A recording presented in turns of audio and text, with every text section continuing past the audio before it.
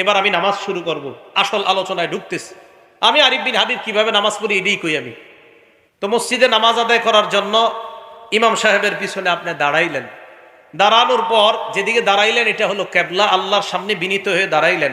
কেবলার দিকে দাঁড়াবেন। দলিল সূরা বাকারা আয়াত নাম্বার 144 নাম্বার আয়াত। আল্লাহ বলেন ফাওয়াল্লি ওয়াজহাকা শাতরাল মাসজিদিল হারাম। আসল আলোচনা এখন ঢুকবো। হ্যাঁ, খুব মন দিয়ে শোনেন এই জায়গাটা। কেবলার দিকে তুমি দাঁড়াও।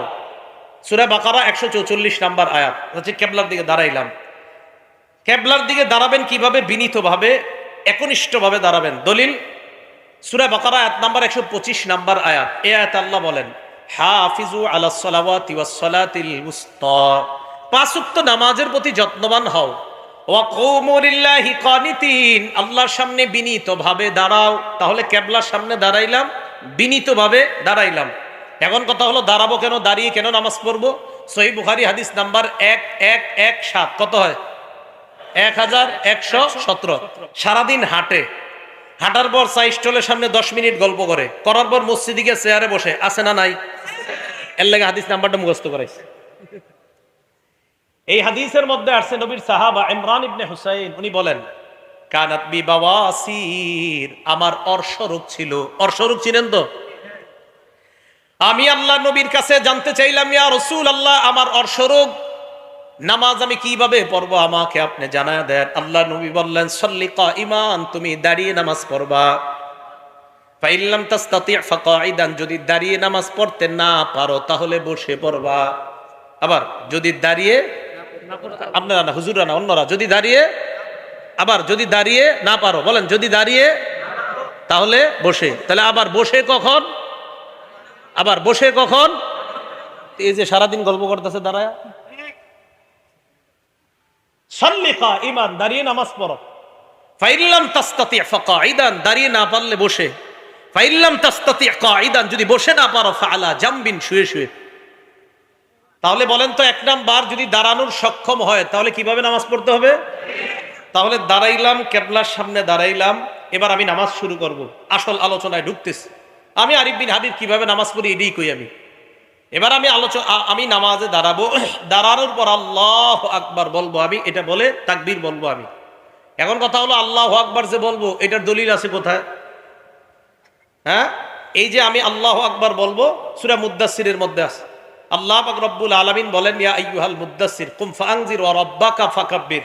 সূরা মুদ্দাসসিরের 3 নম্বর আয়াতে আল্লাহ বলেন ওয়া রাব্বাকা ফাকাব্বির, তাকবীর বলো, আল্লাহু আকবার বলো।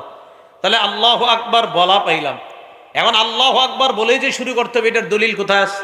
তিরমিজি শরীফের 3 নম্বর হাদিস, তাহরিমুহা আত-তাকবীর।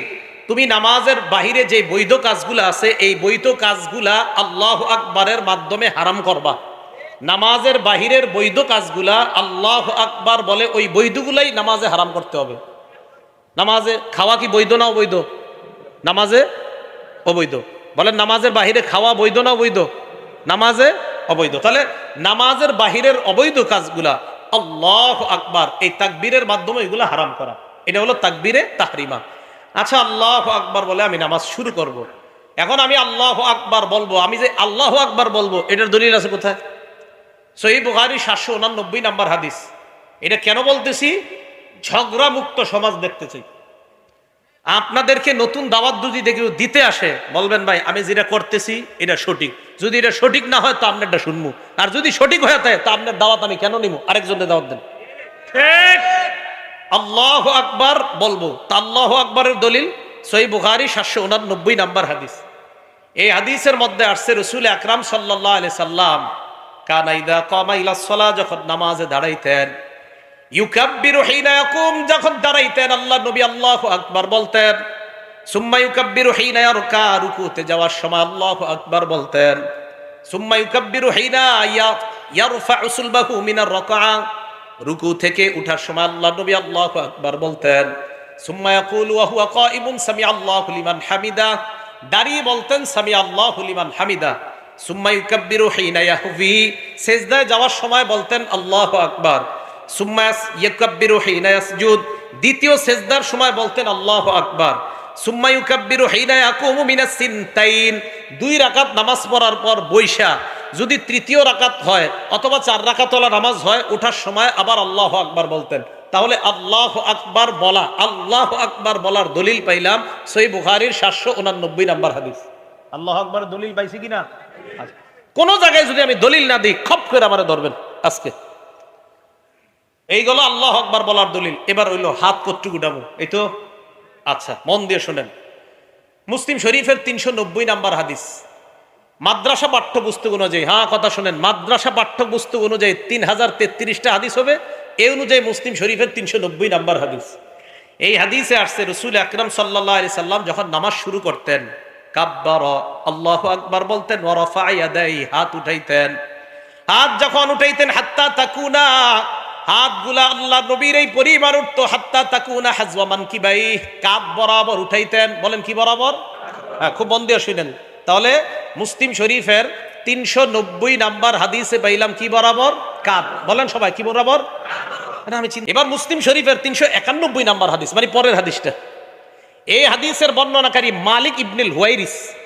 এই মালিক ইবনুল হুয়াইরিস বলেন, আন্নাহু রাআ রাসূলুল্লাহি সাল্লাল্লাহু আলাইহি ওয়াসাল্লাম, মালিক ইবনুল হুয়াইরিস আল্লাহ নবীকে দেখলেন কাব্বারা, উনি তাকবীর বলে নামাজ শুরু করলেন, রফা ইয়াদাইহি, নামাজে শুরু করার সময় হাত উঠাইলেন।